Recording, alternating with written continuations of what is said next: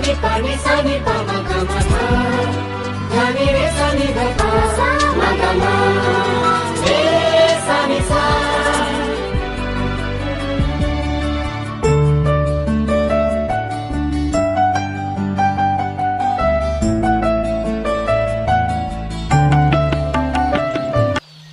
आवेशरू रक्षा पाइबा आवश्यक।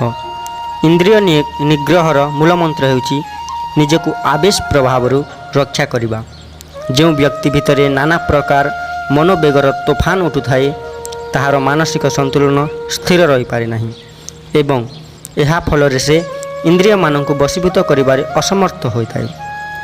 ତେଣୁ ଯେଉଁ ବ୍ୟକ୍ତି ଇନ୍ଦ୍ରିୟକୁ ସଂଯତ କରି ରଖିବା ପାଇଁ ଆଗ୍ରହୀ ସେମାନେ ନିଜ ମନୋବେଗ ଉପରେ ସର୍ବଦା ନଜର ରଖିବା ଦରକାର।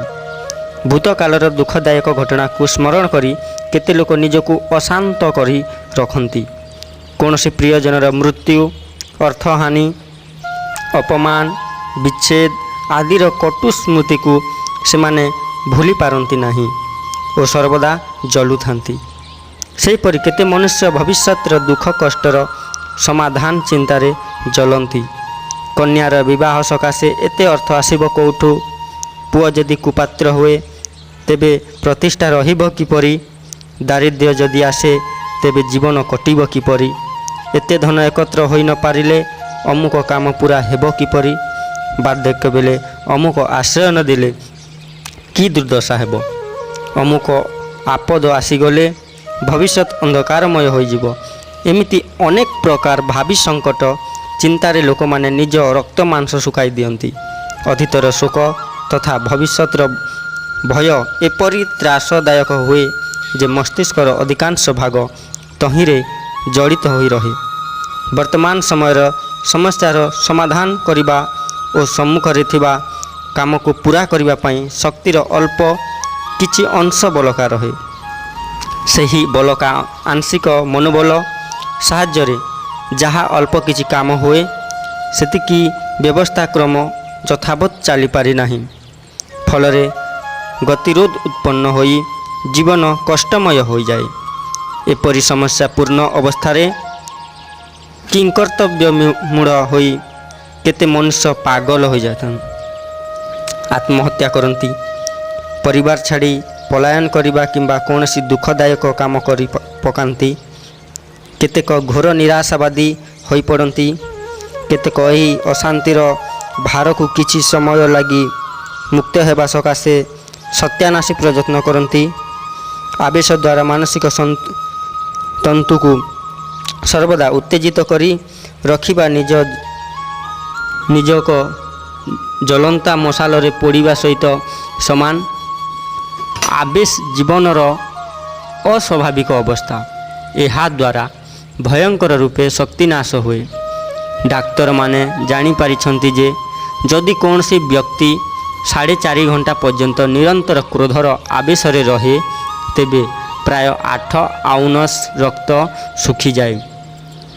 1 ତୁଲା କୋଚିଲାରୁ ଯେତେ ବିଷ ଉତ୍ପନ୍ନ ହୁଏ ତାହାର ଶରୀରରେ ସେତିକି ବିଷ ଉତ୍ପନ୍ନ ହୋଇଥାଏ। ଚିନ୍ତା ଅଧିକ ହେବା ଫଳରେ ହାଡ଼ ଭିତରେ ଥିବା ମଜ୍ଜା ଶୁଖିଯାଏ। ଫଳରେ ନିମୋନିଆ, ଇନଫ୍ଲୁଏଞ୍ଜା ଭଳି ରୋଗ ଆକ୍ରମଣ କରିବା ସମ୍ଭାବନା ବଢ଼ିଯାଏ। ଏପରି ଲୋକଙ୍କ ହାଡ଼ ବଙ୍କା ହୋଇଯାଏ ଏବଂ ନିର୍ଦ୍ଦିଷ୍ଟ ସ୍ଥାନରୁ ଉପରକୁ ଉଠିଯାଏ। କାନପଟି, ଗଳା, କାନ୍ଧ, କାନ ପଛପଟେ ଥିବା ହାଡ଼ ଯଦି ଉପରକୁ ଉଠିଯାଏ ତେବେ ସେହି ବ୍ୟକ୍ତି ଚିନ୍ତାରେ ମଗ୍ନ ହୋଇଛି ବୋଲି କୁହାଯାଇପାରେ। ଲୋଭୀ ଓ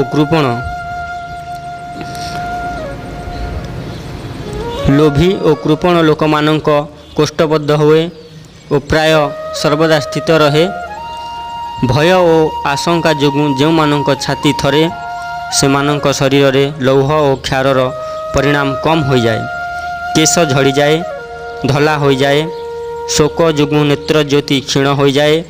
ଗଣ୍ଠିବାତ, ସ୍ମରଣ ଶକ୍ତିର ହ୍ରାସ ଦେଖାଯାଏ। ସ୍ନାୟୁବିକ ଦୁର୍ବଳତା, ବହୁମୂତ୍ର ଓ ପଥୁରୀ ଭଳି ରୋଗ ଉତ୍ପନ୍ନ ହୁଏ। ଈର୍ଷା, ଦ୍ୱେଷ ଓ ପ୍ରତିହିଂସାର ଜ୍ୱାଳା କାରଣରୁ ଯକ୍ଷ୍ମା, ଶ୍ୱାସ, କୁଷ୍ଠ ଭଳି ବ୍ୟାଧିର ଆବିର୍ଭାବ ହୁଏ। ଏହାର କାରଣ ସ୍ପଷ୍ଟ। ମାନସିକ ଆବେଗ କାରଣରୁ ଏକ ପ୍ରକାର ମାନସିକ ଦାହ ସୃଷ୍ଟି ହୁଏ। ଅଗ୍ନି ଯେଉଁଠି ରହେ ସେହି ସ୍ଥାନକୁ ଜଳାଏ। ଅନ୍ତର୍ଦାହର ଅଗ୍ନିରେ ଜୀବନର ଉପଯୋଗୀ ତତ୍ତ୍ୱ ଇନ୍ଧନ ସମାନ ଜଳିଯାଏ। ତେଣୁ ଶରୀର ଅଭ୍ୟନ୍ତର ସାରଶୂନ୍ୟ ହୋଇପଡ଼େ। ଯେଉଁଠାରେ ଅଗ୍ନି ଜଳେ ସେଠାରେ ଅମ୍ଳଜାନ ଖର୍ଚ୍ଚ ହୁଏ। କାର୍ବନ ଗ୍ୟାସ୍ ଶୀଘ୍ର ଉତ୍ପନ୍ନ ହୁଏ। ଅନ୍ତର୍ଦାହର ପ୍ରକ୍ରିୟାରେ ସେହିପରି କେତେ ବିଷ ଉତ୍ପନ୍ନ ହୁଏ। ଏହି କାରଣରୁ ଶରୀର ନାନା ପ୍ରକାର ରୋଗର ଘର ହୋଇଯାଏ। କିଛି ସମୟ ମଧ୍ୟରେ ତାହା ଏତେ ପଚିଯାଏ ଯେ ଜୀବାତ୍ମା ଶରୀରକୁ ଅସମୟରେ ଛାଡ଼ିଦେଇ ପଳାୟନ କରିବାକୁ ବାଧ୍ୟ ହୁଏ। ଆବେଶର ତୋଫାନ ଯୋଗୁଁ ଶାରୀରିକ ସ୍ୱାସ୍ଥ୍ୟ ଠିକ୍ ରହିନଥାଏ। ମାନସିକ ସ୍ୱାସ୍ଥ୍ୟର ଅବସ୍ଥା ମଧ୍ୟ ସେମିତି। ବୈଦ୍ୟ ନାଡ଼ି ପରୀକ୍ଷା କଲେ କୌଣସି ରୋଗ ଧରାପଡ଼େ ନାହିଁ। ବସ୍ତୁତଃ ଆବେଶ ଅବସ୍ଥାରେ ଜୀବନର ଯେତେ କ୍ଷତି ହୁଏ, ବଡ଼ ବଡ଼ ରୋଗରେ ମଧ୍ୟ ସେତିକି କ୍ଷତି ହୁଏ ନାହିଁ। ରୋଗୀ ଶାରୀରିକ ଦୃଷ୍ଟିରୁ ଏକ ପ୍ରକାର ପଙ୍ଗୁ, ଏହା ସମସ୍ତେ ଜାଣନ୍ତି। ସେ କାମ କରିବାକୁ ଇଚ୍ଛା କଲେ ସୁଦ୍ଧା କିଛି କରିପାରେ ନାହିଁ। ଅଳ୍ପ ସମୟ ପରିଶ୍ରମ କଲେ କ୍ଳାନ୍ତ ହୋଇ ପଡ଼ିଯାଏ। ମନ ଲାଗେ ନାହିଁ। କାମ ଛାଡ଼ିଦେଇ ଅନ୍ୟତ୍ର ଚାଲିଯିବା କିମ୍ବା ବିଶ୍ରାମ ନେବା ଲାଗି ଇଚ୍ଛା ହୁଏ। ଅଳ୍ପ ସମୟର କାମରେ ବହୁତ ସମୟ ଲାଗିଥାଏ। ତଥାପି କାମ ଠିକ୍ ରୂପେ ହୋଇପାରେ ନାହିଁ। ପରୀକ୍ଷା କଲେ ଭୁଲ ପରେ ଭୁଲ ବାହାରେ। ଆବେଶଗ୍ରସ୍ତ ମନୁଷ୍ୟ ଅଧା ପାଗଳ ହୋଇଯାଏ। ସେ କେବେ ସାପ ଭଳି ଫୁତ୍କାର କରେ, କେବେ ବାଘ ଭଳି ମୁହଁ ଖୋଲି କାମୁଡ଼ିବାକୁ ଧାଏଁ। ପୁଣି କେବେ ଏପରି ଦିନହୀନ ହୋଇପଡ଼େ ଯେ କାନ୍ଦିବା, ବିରକ୍ତ ହେବା ଓ ଆତ୍ମହତ୍ୟା କରିବା ବ୍ୟତୀତ ଅନ୍ୟ ମାର୍ଗ ଦେଖାଯାଏ ନାହିଁ। ଭବିଷ୍ୟତରେ ମୋର ଏ ପ୍ରକାର ଆଚରଣର ପରିଣାମ କ'ଣ ହେବ, ଏହା ବିଚାର କରିବା ସକାଶେ ତାହାର ବୁଦ୍ଧି ଅସମର୍ଥ ହୋଇପଡ଼େ। ଜୀବନକୁ ସମୁନ୍ନତ ଦିଗରେ ନେଇଯିବା ପାଇଁ ବିବେକ ବୁଦ୍ଧି ଠିକ୍ ରୂପେ କାମ କରିବା ଆବଶ୍ୟକ। ବିବେକ ବୁଦ୍ଧିର ସ୍ଥିରତା ସକାଶେ ନିରାକୁଲ ସ୍ଥିତି ଆବଶ୍ୟକ। ଦର୍ପଣ ବା ସ୍ୱଚ୍ଛ ଜଳ ସ୍ଥିର ରହିଲେ ହିଁ ତହିଁରେ ପ୍ରତିବିମ୍ବ ଦେଖାଯିବା ସମ୍ଭବ। ଦର୍ପଣ ବା ପାଣି ଆନ୍ଦୋଳିତ ଅବସ୍ଥାରେ ଥିଲେ ବିବେକ ସ୍ଥିର ରହିନପାରେ। ଉଚିତ ପଥ ପ୍ରଦର୍ଶନ କରୁଥିବା ବୁଦ୍ଧି ଉଦ୍ଭୂତ ହୁଏ। ମନ ଶାନ୍ତ, ସ୍ଥିର ଓ ନିରାକୁଲ ଥିଲେ କୌଣସି କାମର ଭଲ ମନ୍ଦ, ହାନି ଲାଭ, ସୁବିଧା ଅସୁବିଧା ଆଦିର ସଠିକ୍ ଅନୁମାନ କରିବା ଓ ବିଭିନ୍ନ ଦୃଷ୍ଟିରୁ ବିଚାର କରି କୌଣସି ଅନ୍ତିମ ନିର୍ଣ୍ଣୟରେ ପହଞ୍ଚିବାର କ୍ଷମତା ଆବେଶ ଓ ଉଦ୍ବେଗର ଅନୁପସ୍ଥିତିରେ ହିଁ ମସ୍ତିଷ୍କରେ ରହିପାରେ। ଆଗ ପଛ ଭଲ ମନ୍ଦ ବିଷୟରେ ଉତ୍ତମ ଚିନ୍ତା ନ କରି ଯେଉଁ କାମ କରାଯାଏ, ତରବର ହୋଇ ବିଚାର ନ କରି ଯେଉଁ କାମକୁ ଆରମ୍ଭ କରାଯାଏ, ସେହି କାମକୁ ପ୍ରାୟ ମଝିରେ ଛାଡ଼ିଦେବା ଲାଗି ବାଧ୍ୟ ହେବାକୁ ପଡ଼େ। ଆଧ୍ୟାତ୍ମ ବିଦ୍ୟାର ପ୍ରାୟ ସମସ୍ତ ଗ୍ରନ୍ଥରେ ମନକୁ ନିୟନ୍ତ୍ରଣ କରିବା, ଚିତ୍ତବୃତ୍ତିକୁ ଏକାଗ୍ର କରିବା, ମନକୁ ବଶୀଭୂତ କରିବା ଲାଗି ପଦେ ପଦେ ଆଦେଶ ଦିଆଯାଇଛି। ମନକୁ ବଶୀଭୂତ କରିବା ଲାଗି ଅନେକ ସାଧନା ବିଷୟରେ ନିର୍ଦ୍ଦେଶ ଦିଆଯାଇଛି। ମନକୁ ବଶବର୍ତ୍ତୀ କରିବା ଅନ୍ୟ କିଛି ନୁହେଁ, ତାହା କେବଳ ନିରାକୁଲ ଭାବ, ଦୁଃଖ ସୁଖ, ହାନି ଲାଭ, ଜୟ ପରାଜୟର କାରଣ ଉତ୍ପନ୍ନ କରୁଥିବା ଆବେଶଠାରୁ ଦୂରରେ ରହିବା ପାଇଁ ଯୋଗର ସଫଳତା। ଗୀତାରେ ଲେଖା ଅଛି, ଏମିତି ଅନେକ ସ୍ଥାନରେ ନିରାକୁଲ ଭାବକୁ ଯୋଗର ସଫଳତା ବୋଲି କୁହାଯାଇଛି।